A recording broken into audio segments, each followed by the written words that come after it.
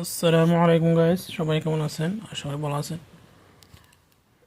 Guys, এই ভিডিওটা দেখেন, মানে জমাতে আমরা নামাজ যদি পাই না, তারপর জমাতে শরীক হইবার কীভাবে শরীক হইব এটা দেখেন। আর জমাতে শরীক হইতে সময় মানে নিয়ত করার কীভাবে সঠিক নিয়ম এটা আপনারা দেখেন।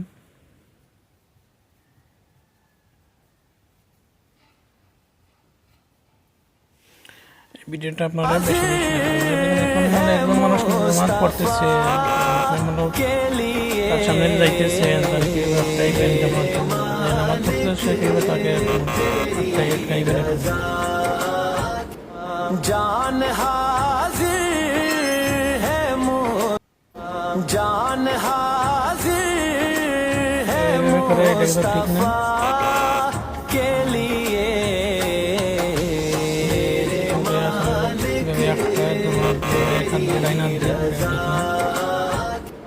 जान हाजिर है। তো ভিডিওটা আপনারা বেশি বেশি শেয়ার করবেন।